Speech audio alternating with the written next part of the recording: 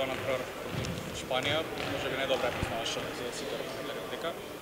Што може да очекуваме од па да се јаките кои се слабите страни на Шпанија и колку ние се штитиме за конкуренција?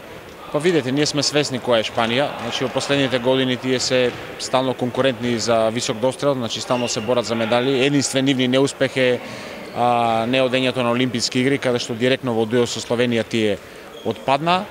Јас помалку или повеќе ги познавам, тие се мои колеги или биле мои колеги и знам дека се исклучително квалитетна репрезентација, амбициозна репрезентација, многу добро техничко пред се тактички подготвени као шпанска селекција.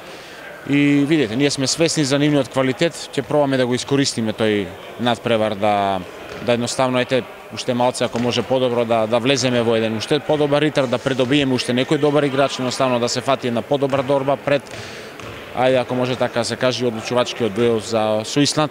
Искрено да ви кажам, нас пред почетокот ново правенство да ни понудеше во првите 3 средби 2 победи, ние немаше да прашаме кои се тие 2 победи, едноставно ќе прифатевме со 2 раци, ние тоа го имаме.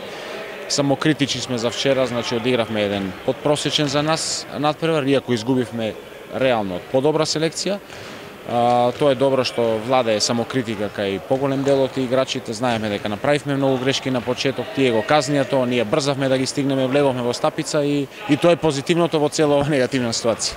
Следува потоа одма надпревар со Исланд, колку е тоа за нас притисок?